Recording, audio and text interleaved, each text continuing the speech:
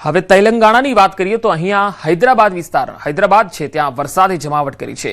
Miyapur બાચુપલ્લી road પર વરસાદ પડ્યો છે। રોડ પર નદી વહેતી હોય એવા દ્રશ્યો, પાણી ભરાતા વાહન ચાલકોને પણ મુશ્કેલીનો સામનો કરવો પડી રહ્યો છે। હૈદરાબાદથી આ તસવીરો આવી રહી છે જેમાં જોઈ શકાય છે પાણી ભરાતા વાહન ચાલકો ખૂબ જ મુશ્કેલ પરિસ્થિતિનો સામનો કરતા દેખાયા। રસ્તાઓ પર જળભરાવ જોવા મળ્યો।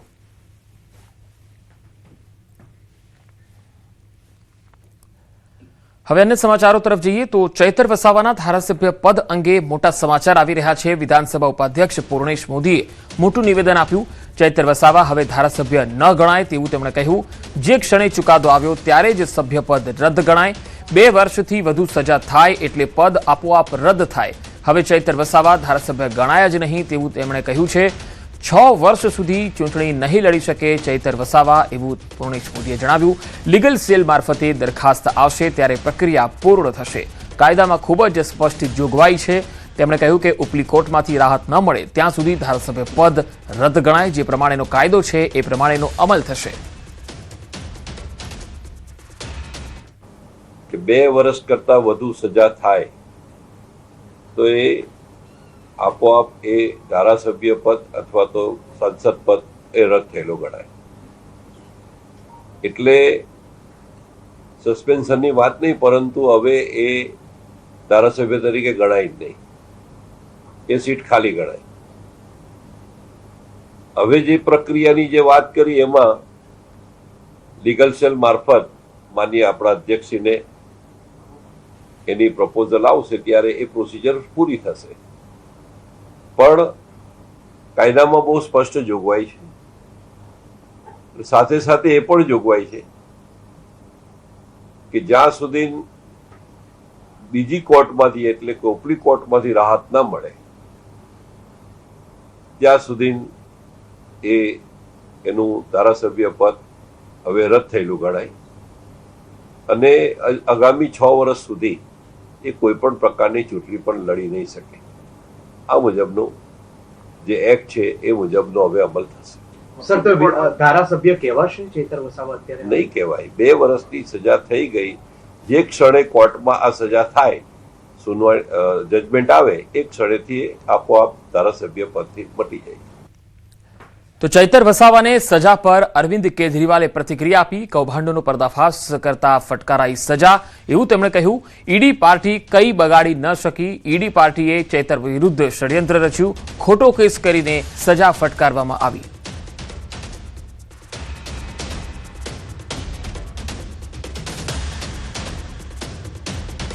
जब ईडी पार्टी उनका कुछ नहीं बिगाड़ पाई और उनकी लोकप्रियता को कुछ नहीं कर पाई तो आज उन्होंने ईडी पार्टी ने पिछले कुछ महीनों में षड्यंत्र रच के और इनके ऊपर झूठा केस करके इनको 7 साल की जेल की सजा सुना दी। મહેસાણા ફૂડ વિભાગે મોટી કાર્યવાહી કરી। ઊંઝામાં ભેળસેળયુક્ત વરિયાળી ઝડપાઈ। ફૂડ વિભાગની ટીમે અહીંયા દરોડા પાડી અને કાર્યવાહી કરી। 4766 કિલો વરિયાળીનો જથ્થો જપ્ત કરાયો। 8,57,000 થી વધુનો મુદ્દામાલ સીઝ કરવામાં આવ્યો। આર્ટિફિશિયલ કલરથી વરિયાળી લીલી બનાવાતી હતી। વીએન એન્ટરપ્રાઇઝના માલિક સામે કાર્યવાહી હાથ ધરવામાં આવી। તો ઊંઝામાં ભેળસેળયુક્ત વરિયાળી પકડાઈ છે। મહેસાણા ફૂડ વિભાગે મોટી કાર્યવાહી કરી। 4766 કિલો વરિયાળીનો જથ્થો જપ્ત કરાયો છે, જેની કિંમત 8.5 લાખથી પણ વધુ છે, જે સીઝ કરવામાં આવ્યું છે। આર્ટિફિશિયલ કલરથી આ વરિયાળી લીલી કરવામાં આવતી હતી। હવે આ સમગ્ર મામલે આગળની તપાસ ચાલી રહી છે। ઊંઝામાં આમ તો વરિયાળી માટે ઊંઝા ખૂબ જ ફેવરિટ હોય છે, પરંતુ અહીંયા તો ભેળસેળયુક્ત વરિયાળી મળી। રાજકોટમાં જેતપુરમાં 23 વર્ષીય યુવતીએ આપઘાત કર્યો। નવાગઢ નગરપાલિકાની આપની પૂર્વ ઉમેદવારે આપઘાત કર્યો। ગોંડલ ચોકડી નજીક આવેલ ફ્લેટમાંથી મૃતદેહ મળી આવ્યો। ગળે ફાંસો ખાધેલી હાલતમાં મૃતદેહ મળી આવ્યો।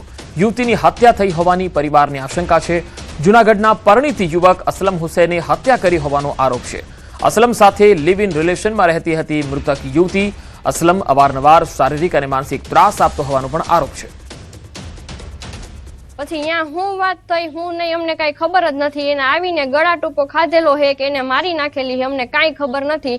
જો એ છોકરો કઈ વાક ગુનામાં ન હોય, એને આ કઈ કરેલ ન હોય તો ઈ એમ કહે ને કે ક્યાં ગઈ નંદની, કે ઈ ત્યારથી એનો ફોન બોન બધું બંધ આવે છે, કાંઈ ફોન એનો ચાલુ નથી. અમને એવું લાગે છે કે આને હત્યા થઈ હોય. અગાઉ એની ઉપર એની અસલમની ઘરવાળી અને અસલમની ઘરવાળીની મમ્મી એ બે થઈ અને એને મારી હતી. એના વાળ કાપી નાખ્યા હતા, માથામાં છરી મારી દીધી હતી ને ઢીકેન પાટે ઢોરમાર માર્યો હતો એને.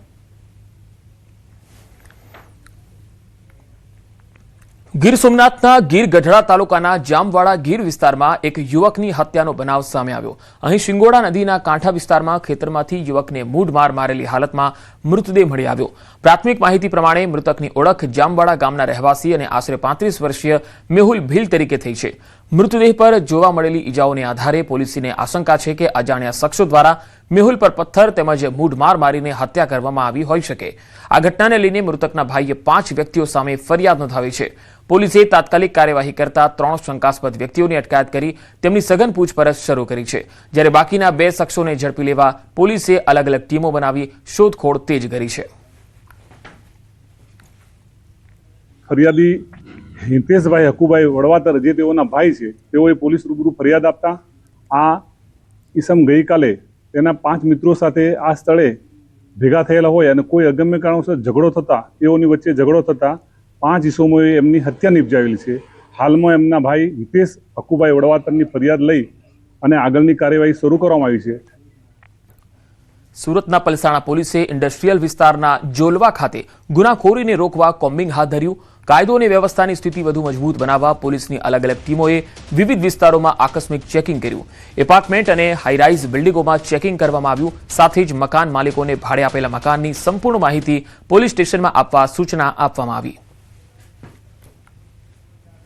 આ કોમ્બિંગ દરમિયાન 20 જેટલા વાહનો ડિટેન કરવામાં આવેલ છે અને જે ભાડુઆતો છે, જે મકાન માલિકોએ પોલીસ સ્ટેશન જાણ કરેલ નથી, તે બાબતે ગુના દાખલ કરવાની કાર્યવાહી હાલ ચાલુ છે. સમગ્ર કામગીરીનો ખાસ ઉદ્દેશ તો આપણે જે ગુના બને છે, જે જગ્યાએ શરીર સંબંધી તેમજ મિલકત સંબંધી ગુના બને છે, એકી સાથે અલગ અલગ ટીમ બનાવી અને કોમ્બિંગ કરવામાં આવેલ છે. સુરતના હીરાબાગમાં રોમિયોગીરી કરવી 2 યુવકોને ભારે પડી. સુરતના વરાછા વિસ્તારમાં આવેલા હીરાબાગ નજીક ટ્યુશન ક્લાસ બહાર યુવતીઓને હેરાન કરતા 2 યુવકોને સ્થાનિક લોકોએ રંગે હાથે ઝડપી પાડ્યા હતા. ગુસ્સે ભરાયેલા લોકોએ બંને યુવકોને મેથીપાક ચખાડ્યા બાદ વરાછા પોલીસને સોંપી દીધા. આ ઘટનાની જાણ થતાં વરાછા પોલીસ સ્ટેશનની ટીમે બંને યુવકોને કસ્ટડીમાં લઈ આગળની કાર્યવાહી હાથ ધરી. પોલીસે સમગ્ર મામલે તપાસ શરૂ કરી યુવકોની પૂછપરછ હાથ ધરી છે.